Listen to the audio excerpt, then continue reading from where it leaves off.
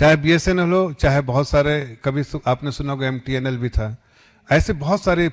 Public sector कंपनियों को उस वक्त की सरकार ने उसको मिसमैनेजमेंट की वजह से और उसके जो स्ट्रेंथ उसको चूस लिया और उसको बुरे हालत में छोड़ दिया था। इसलिए पीएसयू की हालत बहुत खराब थी, सभी पीएसयू की। हमने पिछले 10 सालों में पीएसयू की हालत बहुत अच्छी की है। आप उसकी जो वर्थ है, वैल्यूएशन है, कितने टाइम बढ़ गई वैल्यूएशन, उसका आपको अंदाज, मैंने पिछले प्रेस कॉन्फ्रेंस में उसका आंकड़ा भी दिया था कि कितना टाइम जो है उसकी जो वर्थ वैल्यूएशन जो है, जो उसकी कीमत जो है, मतलब इसका जो उसको देखते हैं कि भाई इसका स्ट्रेंथ कितना और इसकी वैल्यू क्या होनी चाहिए मार्केट में, कितने टाइम बढ़ गए। इसलिए कि पॉजिटिव मैनेजमेंट, सही टाइम पे सही डिसीजन, और जो उस पीएसयू के हित में और ध्यान देते हुए कि देश की संपत्ति उसका ध्यान रखते हुए अच्छा मैनेजमेंट, अच्छा डिसीजन लेने से और अच्छी लीडरशिप वहां देने से आज सारे पीएसयू इंप्रूव हो रहे हैं और जो बीएसएनएल भी बहुत अच्छा करेगा, आगे अनुमान है। देखिए, मैं कोई निजी बयान पे नहीं जा रहा हूं। राहुल गांधी जी ने,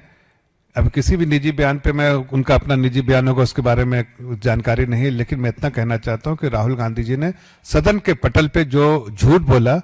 उसके बारे में मैं कह रहा था कि ऐसा लगता है कि वो झूठ को अपना धर्म बना लिया और जो जिस धर्म से आते हैं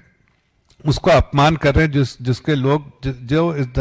इस देश के लोग जिसकी आस्था जिसमें है उसका अपमान करते हैं, लेकिन झूठ को फैलाने का काम, झूठ को वर्गलाने का, मानो जैसे यही धर्म मानते हैं कि झूठ फैलाना इनका समझ क्या। लेकिन मंदिर जाने से नहीं, लेकिन अगर झूठ बोल रहे हैं तो मंदिर तो पहले भी जाते थे, लेकिन झूठ बोलना जो है वो कहीं ना कहीं उनका एक जो है पेशा बन गया है, और इसीलिए मैंने इस आंकड़ों के द्वारा उनके झूठ को एक्सपोज किया। Next please. देखिए, ऐसा है कि इस तरह के कमेंट्स जो है, जो अपने देश को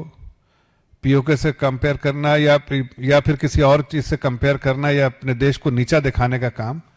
ये कांग्रेस पार्टी कर सकती है, कांग्रेस की पार्टी के प्रवक्ता कर सकते हैं। कांग्रेस की मानसिकता इससे झलकती है। हकीकत तो है कि देश, आज मैं 1000 ऐसे रिपोर्ट दे दूंगा आपको पूरी दुनिया की। आप देखिए, अभी आदरणीय प्रधानमंत्री जी मिले थे नोबेल लॉरेट से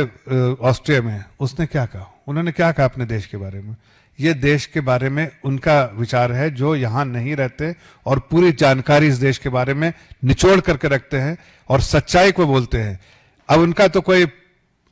पॉलिटिकल